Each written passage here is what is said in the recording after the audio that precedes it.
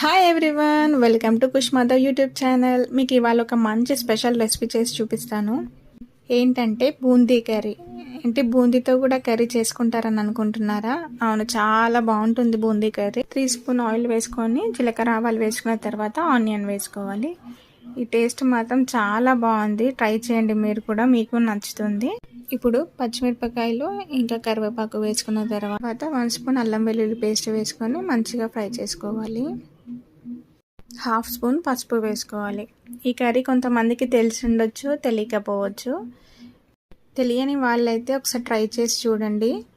And ఈ curry నేను చాలా డేస్ అయింది చేసి, అప్పుడు ఎప్పుడో చేశాను, మళ్ళీ ఒకసారి చేద్దామనేసి ఇప్పుడు చేస్తున్నాను. అండ్ ఇక్కడ వచ్చేసి టమాటో తీసుకున్నాను. చిన్న టమాటోస్ నేను 2 టమాటోస్ తీసుకున్నాను. అవి బాగా మగ్గాలి.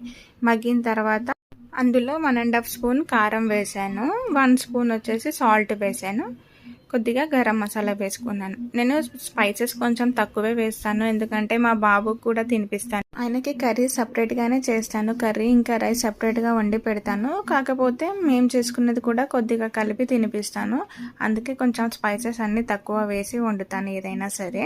కొన్ని వాటర్ వేసుకున్న తర్వాత 1 కప్ బూందీ యాడ్ చేశాను. బూందీ వేసిన తర్వాత 2 మినిట్స్ అలా ఉంచేసి కొత్తిమీర వేసుకొని స్టవ్ ఆఫ్ చేసుకోవాలి, అంతే. పెరుగన్నంలో వేసుకొని తింటే చాలా బాగుంది. ఈ వీడియో కనుక మీకు నచ్చినట్టయితే please like and subscribe. Thanks for watching. Bye.